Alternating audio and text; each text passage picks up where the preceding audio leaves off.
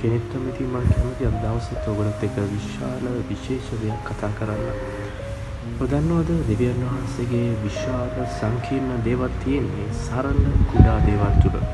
ඉතින් අපි සරල කුඩා දේවල් අපි ක්‍රියාත්මක කළොත් අපිට පුළුවන් වෙනවා ඒ විශාල සංකීර්ණ දේවල් ක්‍රියාත්මක කරන්න.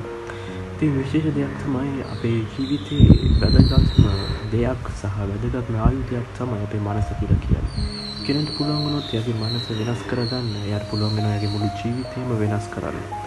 ගොඩක් අය උත්සාහ කරනවා එයාගේ ජොබ් එක වෙනස් කරලා, එයාගේ ගෙය වෙනස් කරලා, එයාගේ වාහනය වෙනස් කරලා එයාගේ ජීවිතේ වෙනස් කරගන්න. ඒක කිසිම තේරුමක් නැති වැඩක්. එයාට බෑ කවදාවත් එයාගේ ජීවිතේ වෙනස් කරගන්න මේ දේවල් කරලා. හැබැයි එයාගේ මනස වෙනස් කරගත්තොත් එයාට පුළුවන් වෙනවා එයාගේ ජීවිතේ වෙනස් කරන්න.